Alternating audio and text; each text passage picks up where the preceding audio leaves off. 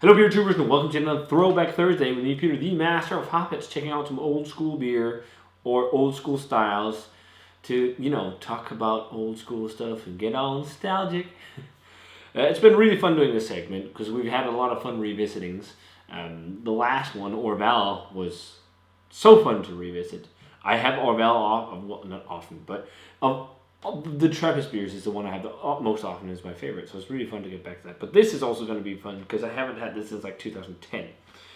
This is from Three Floyds, and a Three Floyds release they had on the Mickler web shop, and this is the Three Floyds Gumballhead. I missed out on Zombie Dust, which is a shame. I would have loved to get a can of that to review again because I loved Zombie Dust back in the day. But this is Gumballhead by Three Floyds. I reviewed this, as I said, way back, and this is like one of those interesting styles that kind of spontaneously occurred in America called the American Pale Wheat Ale. Basically what it is, it's like when craft beer really started in America, a lot of breweries were doing Hefeweizens and traditional Bavarian beer and stuff like this. And through this style kind of came to be, which was a hybrid between like Hefeweizen and a pale ale. So often it's made with cleaner yeasts, so not necessarily, a wheat beer yeast, so you get all this banana clove, and the only real wheat beer aspect is that it's made using wheat malt in the grist. So it's like a pale ale with wheat, pretty much, often. I don't know what yeast they use for Gumballhead. It smells more like, a pale ale from here, but it's 5.3 or it's 5.6% alcohol. They don't state it on the can, which is weird. Again, some of those state laws, but as they say themselves, it's an American wheat ale brewed with white wheat and it's dry hopped with hand-selected hops from Yakima Valley. So they don't state hops, which is interesting. They don't do that. Didn't do that on the Laser Snake either. So, but yeah, I really liked this actually back in the day. I gave it a 90, and from when I rated back in the day, 90 was like a really high grade because back then the system was a bit different. But this will be fun to revisit. So it looks nice.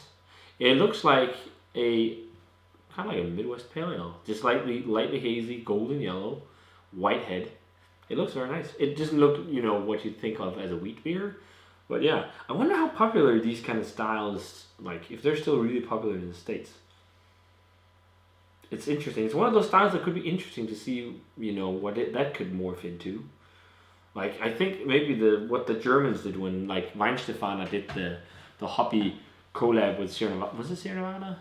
And the Hopfenweise they did at Schneider. It's almost like that's like the German interpretation of this. But yeah, it looks nice to see all the aroma. Yeah, it smells super old school. It smells like really old school. Like think when you first discover craft beer and you tried like American craft beer, it just like smells like old school American craft beer. Like it's citric, it's lemony, slightly doughy wheatiness, but yeah, it smells like a pale ale with wheat, and that's about it. There's not like that banana and clovey, peppery, whatever estery and phenolic character you can get from Hefeweizen. It's more like, just like a very wheaty, doughy, and bready, freshly baked bready American Pale Ale. And the canning date on this is a little... So, it's a little more than... It's like 5 or 6 weeks old, I think. So not like crazy fresh, but not also crazy old either. This is fresh by the standards of back in the day. Like when it would get here back in the day, it'd be really old. But yeah, it smells nice. It's like citric, lemony, slightly grapefruity, grassy. It smells nice. Let's try it. Cheers. Some Gumballhead.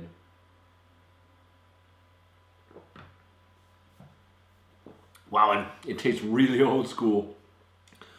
Really old school. It's nice though. It is. It's like a drinking beer. Like it's just a session beer slugger. You can drink quite a few of these. It's definitely not like the same level as something like their Zombie Dust, which I think back in the day really blew my mind. It's been a long time since I've had it last, but it's a great pale ale. Still today.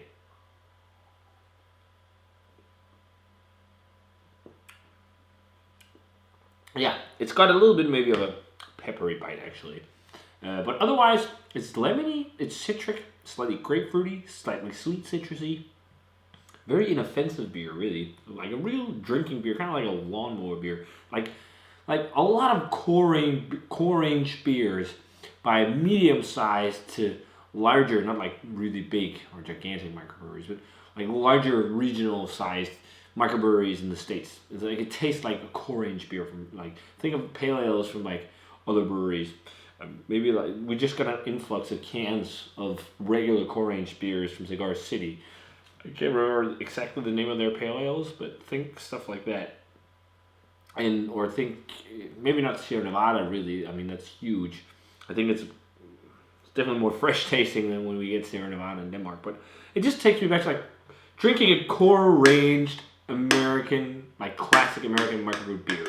And I think this style specifically got a lot of flack, I remember back in the day, for people just like, oh, why not just brew a pale ale and stuff like that. But I think it could be pretty interesting to play around with this.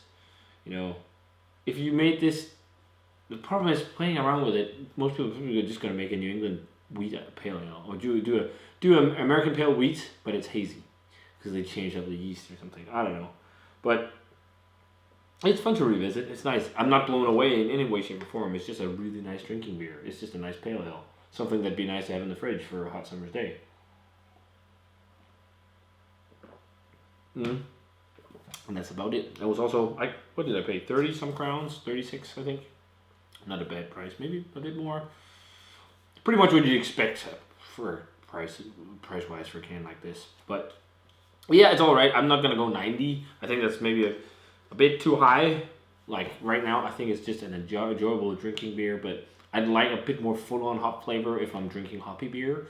It's a bit more balanced, a bit more light than say something like Zombie Dust if we were just talking pale ales. Even though I know American pale wheat, whatever.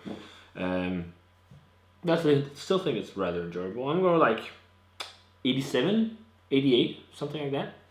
It's a nice, just drinkable beer. It's fun to revisit, but I don't think American Pale Wheat Ale is a style I really miss. But it'd be interesting to see people just play around with it. What you could do. Maybe actually make use the traditional wheat beer yeast for it, or something like that, like a Hefeweizen yeast or something like that. I don't know. It's not a style I explored a lot at all over these, 10 years. So, but hey, it's fun to revisit. So if you guys had a chance to try Floyds Gumballhead, let me know what you thought of it. Again, just a nice drinkable crusher, and as I said, like 88, 87, 3.75 on Untapped. It's just a really enjoyable drinking beer. So if you guys had a chance to try this one, let me know what you thought of it. As always, subscribe, check out the Facebook fan page, and Twitter, and Instagram. Give this video a thumbs up if you enjoyed it. I want to say cheers, and see you guys in another Throwback Thursday next week. Cheers.